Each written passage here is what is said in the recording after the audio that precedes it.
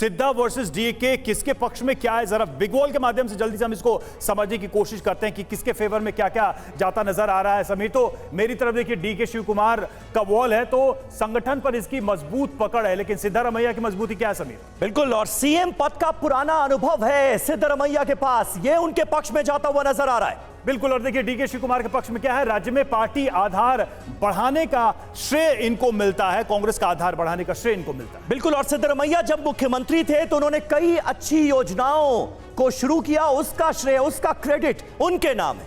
DK Shiv Kumar की बात करें तो वो कालिग समुदाय का मजबूत आधार इनके पास है और ये कांग्रेस नजरअंदाज नहीं कर सकती।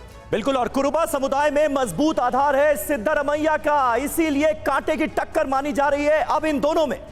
बिल्कुल, और डीके शिव कुमार की बात करें तो नए चेहरे को मौका देने का आला कमान पर एक दबाव रहेगा जो इनके पक्ष में नजर। लेकिन रवि, सिद्धारमैया का ये वाला पक्ष थोड़ा और भारी है। वो कह रहे हैं आखिरी पारी मेरी है, तो आखिरी पारी होने के नाते आला कमान पर दबाव उनके नाम को आगे बढ़ाने का भी है निश्चित तौर पर, और लंबा अनुभव लोकसभा चुनाव में काम आ सकता है, एक बात यह भी है। बिल्कुल, और डीके शिव कुमार की बात करें तो आक्रामक छवि से लोकसभा में लाभ पहुंचा सकते हैं, क्योंकि आजकल पॉलिटिक्स में आक्रामकता जो है डिमांड में है। बिल्कुल, और राहुल गांधी काफी भरोसा करते हैं सिद्धारमैया पर, यह बात भी उनके पक्ष में जाती है। लेकिन इधर बहन ज्यादा भरोसा करती है, प्रियंका गांधी ज्यादा इन पे भरोसा करते हैं, तो ये सारे प्लस फैक्टर्स हैं दोनों नेताओं को लेकर। बिल्कुल, और किसके खिलाफ क्या जाता हुआ नजर आ रहा है अब ये भी समझ लेते हैं, और उसके बाद फिर अपने मेहमानों का रुख करेंगे। देखिए, सिद्धारमैया जो है उनकी उम्र हो गई है 75 साल की, आखिरी पारी इसीलिए उनकी कही जा रही है, राजनीतिक पारी, तो इसलिए भी थोड़ा सा नंबर हाई हो जाता है सिद्धारमैया का।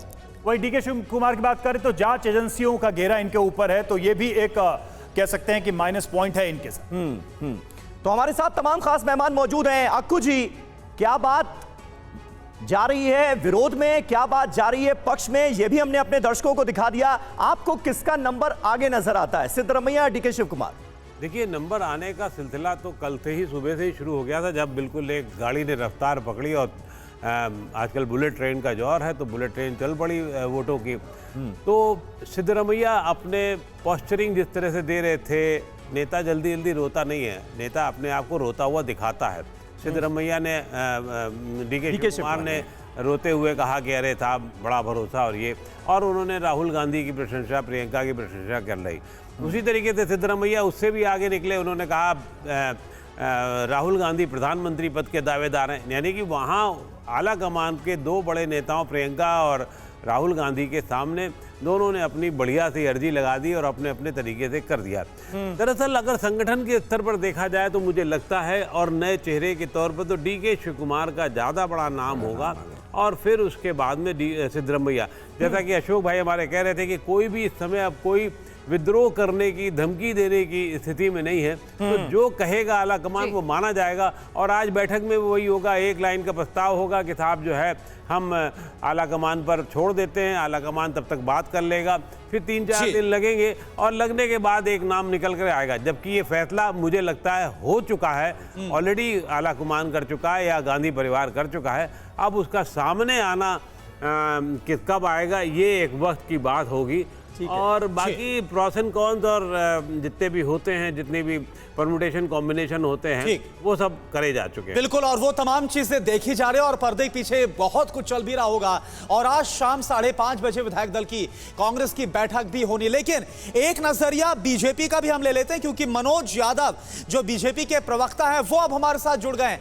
मनोज यादव जी, आप भी अब लगातार देख रहे हैं जो अब वहां पर सियासी गहमा गहमी चल रही है कल के नतीजों के बाद। हालांकि कल जो नतीजा है उस पर तो तमाम सवाल जवाब हो गए, लेकिन अब जो हो रहा है, पोस्टरबाजी हो रही, कांग्रेस के अंदर ही तमाम चीजें होती हुई नजर आ रही है। सिद्धारमैया वर्सेस डीके शिव कुमार, आप कैसे देखते हैं? बीजेपी किस नजरिए से इसको देखती है? देखिए, भारतीय जनता पार्टी ने कल बढ़िया से इनको बधाई दिया, और जो जनादेश मिला है हम उसका सम्मान करते हैं। हम विपक्ष में बैठने के लिए, एक सकारात्मक भूमिका निभाने के लिए बैठे हुए हैं। लेकिन अगर जनता ने वहां पर 38 साल बाद में, तो ये तो ट्रेंड है, परंपरा है, हर 5 साल पे वहां की सरकारें बदलती है। जनता ने इस बार इस टर्म में इनको अगर मौका दिया है, तो मैं इनसे एक ही बात कहना चाहूंगा कि जनता ने जो जनादेश दिया उसका अपमान मत कीजिएगा।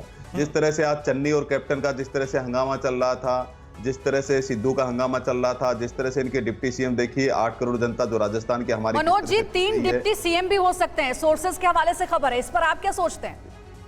देखिए, मेरा सोचना वही है कि जो इनका आला कमान वन मंच जो है, जो आला कमान तय करेगा वो होगा।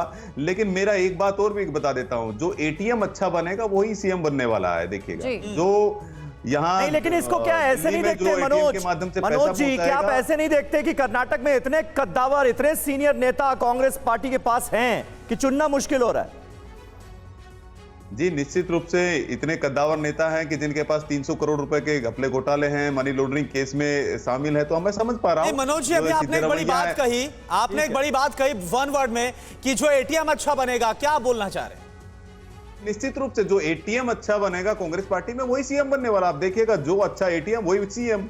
ये एक टैगलाइन होने वाली है और ये होता भी है। सिद्धरामैया जी एटीएम बने हुए थे, भूपेश बघेल जी एटीएम बने हुए हैं, देखिए अशोक गहलोत जी एटीएम बने हुए हैं। एक डिप्टी सीएम के खिलाफ राजद्रोह का मुकदमा करते हैं, डिप्टी सीएम पैदल पैदल घूम रहा है।